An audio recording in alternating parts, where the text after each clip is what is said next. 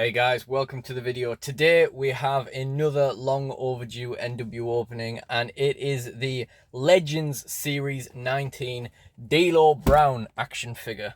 Now this actually hasn't been waiting that long by the standards of my figures waiting for an unboxing, but considering I planned to open this like more or less straight away, and that was like 11 months ago, yeah, it's been waiting for a while. And now I've even got to a point where, I need this figure open to film my figure fed. And it's still been months of me putting off doing it. But, if you're not in the mood, you're not in the mood. And the figure fed is kind of in the mud, even though I've filmed a fair bit of the next show already. But, yeah, time to get this open. Time to finish the whole ordeal. And, I was always planning on doing this as a double opening with the camera, but I don't need that for my next animation. And, I thought, well, the idea of doing a double figure unboxing is clearly not playing too well in my head. Let's just see about doing a single one. And it has been very warm as well. Excuses out the way, let's get into actually talking about this figure. So, I was overjoyed when, of course, we were told we were going to start getting Legends over here in the UK. Of course, that hasn't really lasted very long, but, the news came out around the time where, this set was due out, and we were like, well, we don't know when it's going to start, but thankfully we did get this. So I did get Kama, I did get D'Lo for my Nation of Domination. Couldn't be happier with that. Just a shame that we don't really have access to them anymore again already. I mean, some of the independent stores have them, but yeah, Smith's kind of gave up on it straight away. I think it's the price point personally. I waited until these got reduced a little bit, and that's why we didn't get the Chase version of D'Lo. Even though we prefer this version, I just would have got the Chase as well. In fact, a friend of mine actually saw these in TK Maxx reduced, and he actually hid the Chase for me, and then I just never went to get it. I mean, I did go eventually, but it was a good while later, and it definitely wasn't going to be there anymore. Anyway, so we've got the D'Lo Brown, of course. He has the Nation of Domination cap on and the Nation of Domination attire, but still has his usual body armor flak jacket, and he's doing the pose. I actually have a friend who swears blind the reason he doesn't like Bobby Lashley is because when he first turned up, he used to just come out and do this all the time. That's exactly what he used to say. So, yeah, I don't know how he feels about D'Lo Brown, that guy, but I digress. We've got the picture of D'Lo on the front here, true effects. Side, no back profile. Even though these were a US exclusive line, we still don't get a bio on the back. We got the D'Lo and the Kama. I thought about getting Brother Love, but I've got so many figures and I don't really care about him, and the guy itself is a dick, and yeah. And the Undertaker, it's a cool figure, but certainly not one for me, really. And I definitely have too many takers already. Not that some people will agree with that statement. A lot of people think you can't have too many takers. Now, let's get into the unboxing part.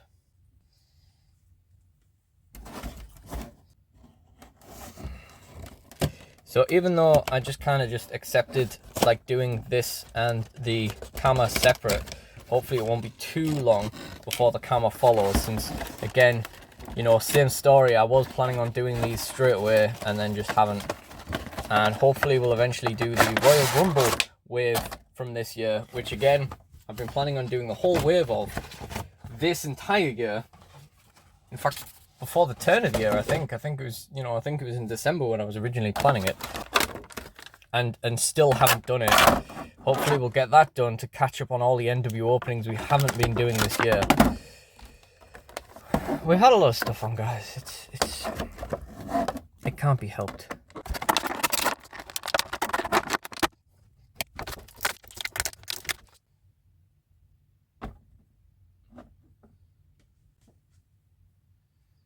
Okay, so getting into it. I mean, the arms have moved slightly and now they look stupid. Let's just put them. Well, let's first of all test if we can put them down at the sides. With it being modern Mattel Elites, yep, that's not going any further down. I'll give it the benefit of the doubt that it's the armored jacket causing that. But yeah, so I don't know about you guys, but the bright green, the bright yellow makes anything lovely and toyetic in my eyes. We've got the stripes there on the hat, as I mentioned earlier. We've got the body armor. We've got the nation sigil over the crotch and the colored stripes on the legs again, and then on the back Just the same again, back of the body armor. We'll take the body armor off. As far as the body armor goes, you know, it's a pretty good likeness for the armor that D'Lo wore, and it's a pretty good accessory too, because he did actually use this as a weapon. Then under that, we have the rest of the Nation singlet. Again, that looks really, really good. I'm quite concerned about this head. This head's really oh, look, he can actually do the nod from his entrance. Look, you're looking at the rail down there. Otherwise, for accessories, we've of course got the hat, and we have 2 sets of hands, open grip, which I am a massive fan of, and closed fist, as well as the pointing fingers that he already has on. Really, really cool.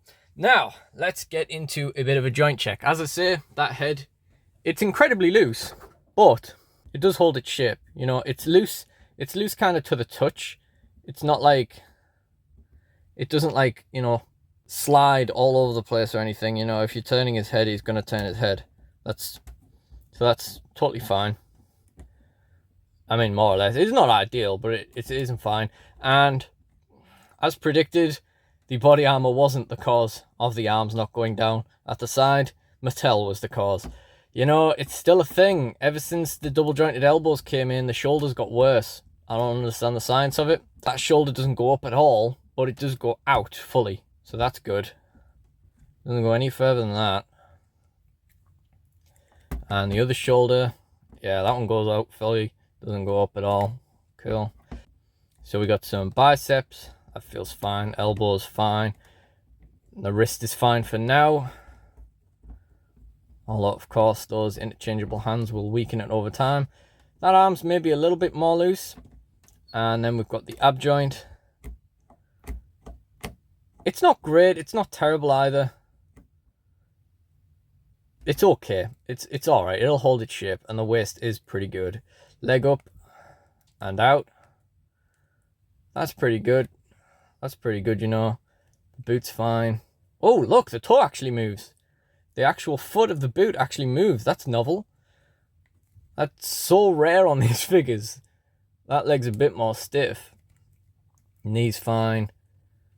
And that boot moves. And yeah, the foot moves as well. Beautiful. That's really nice to actually get toes that move, to actually get the foot moving. That's, like I say, that is so rare. It shouldn't be, but it is. Now, one fun thing that we get to do with this figure is we get to compare it with the old version. So, let's go comparisons. First of all, weird thing, but the skin tone's different. You know, D'Lo's a lot more kind of brown. In the older figure, he's more kind of like, more of a kind of an olivey finish. In terms of like updating the true effects, you can see where it's gone from like painting a guy's face to, you know, like machine doing it, like actually designing it that way. In fact, it's only now where I've put the two of them side by side where I've really noticed that difference. And that is a pretty significant difference. And of course, they both come with the body armor. D'Lo has the old D'Lo has the kind of his own unique kind of Nation of Domination style thing. So this was totally fine in the Nation, but the joints on this figure are terrible.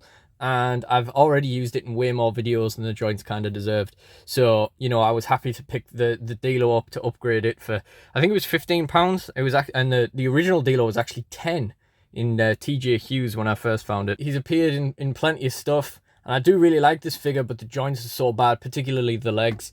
The legs of this and Farouk against the Dudley boys, who had terrible joints all the way through.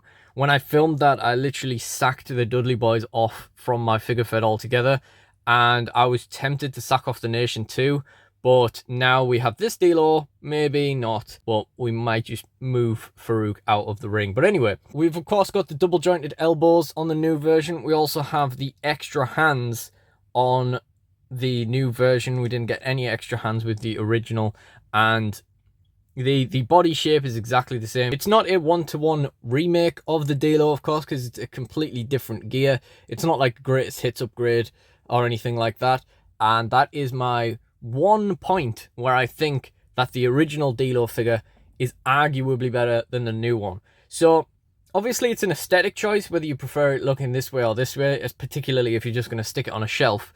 But there is one glaring area where the original D'Lo is significantly better than this new one, which otherwise, as an action figure for posing, for figure feds, for anything like that, using joints, all that kind of stuff, the new one is obviously better. We've got the double jointed elbows, the extra hands, we still got the body armor, but the one thing that the original D'Lo has over the new D'Lo, which gives you a debate as to which one is better, the original D'Lo came with this, the European Championship.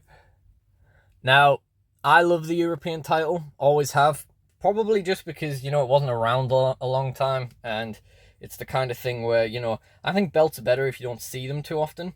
So, like, the light heavyweight championship, all that kind of stuff, I think they're, you know, those kind of more obscure belts are the more interesting ones.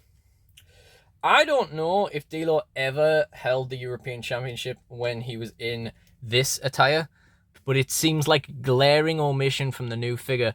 Okay, fair enough. We got the body armor. Like, this is pretty typical of like a modern figure, is having a clothing accessory and some extra hands. That's pretty typical of a modern Mattel figure. But it is a glaring omission to not have the European Championship with him, especially when the old figure came with it. But like I say, this isn't a greatest hits remake. This is, and it's not beyond the realms of possibility for figures to just be downgrades of previous figures. Like that Steve Austin that came with 2 belts instead of the defining moments that came with 3 belts. And, you know, it's not as if the 3 belt one was a special edition release or anything like that. It was just another standard figure that, you know, had 1 more belt in it.